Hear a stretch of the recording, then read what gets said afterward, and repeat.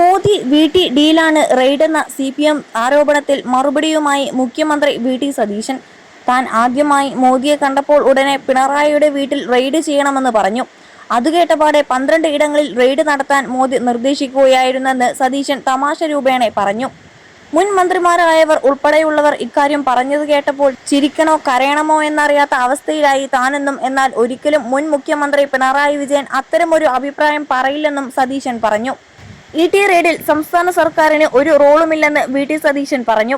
കേന്ദ്ര ഏജൻസി നേരത്തെ രജിസ്റ്റർ ചെയ്ത കേസിൽ അന്വേഷണത്തിന്റെ ഭാഗമായാണ് അവർ നടപടി സ്വീകരിക്കുന്നതെന്നും സതീശൻ പറഞ്ഞു.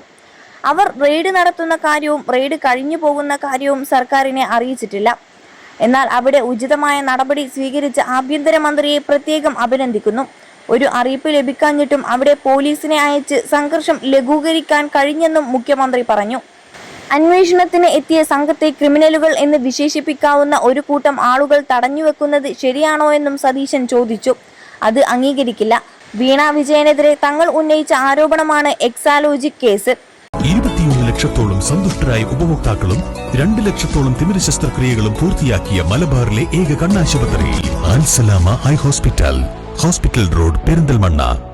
4 കൊല്ലം മുൻപുണ്ടായ കേസിൽ സർക്കാർ ഇറങ്ങുന്നതുവരെ കേന്ദ്ര ഏജൻസി ഒന്നും ചെയ്തിട്ടില്ല. അധികാരത്തിൽ നിന്നും ഇറങ്ങിയതിന് പിന്നാലെയാണ് കേന്ദ്ര ഏജൻസി തുടർ നടപടികൾ സ്വീകരിച്ചത്.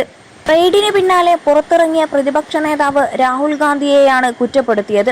മോദിയെയോ അമിത് ഷായെയോ കുറിച്ച് ഒന്നും പറഞ്ഞില്ല. രാഹുൽ ഗാന്ധിയാണോ റെയ്ഡിനെ ആളെ വിട്ടതെന്നും സതീശൻ ചോദിച്ചു. കേന്ദ്ര ഏജൻസികളെ കുറിച്ച് പാർട്ടിക്ക് വ്യക്തമായ അഭിപ്രായമുണ്ട്. കോടതി നിർദ്ദേശത്തിന്റെ അടിസ്ഥാനത്തിൽ കേന്ദ്ര ഏജൻസി അന്വേഷണം നടത്തുമ്പോൾ അത് വേണ്ടെന്ന് സർക്കാരിന് പറയാൻ കഴിയുമോ? രാഹുൽ ഗാന്ധിക്കെതിരായ കേസിനെ കോൺഗ്രസ് രാഷ്ട്രീയമായാണ് നേരിട്ടത്. ക്രമസമാധാന പ്രശ്നം ഉണ്ടായാൽ അതിൽ സർക്കാർ ഇടപെടും. അത്തരം സംഭവങ്ങൾ ആവർത്തിക്കപ്പെടാൻ പാടില്ല.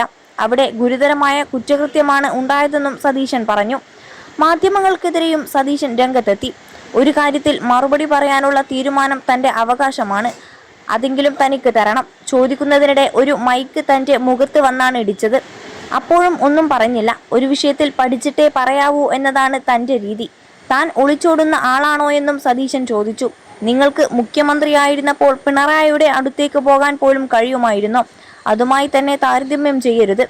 താൻ മറുപടി പറയേണ്ട സമയം തീരുമാനിക്കേണ്ടത് താനാണെന്നും മുഖ്യമന്ത്രി വ്യക്തമാക്കി.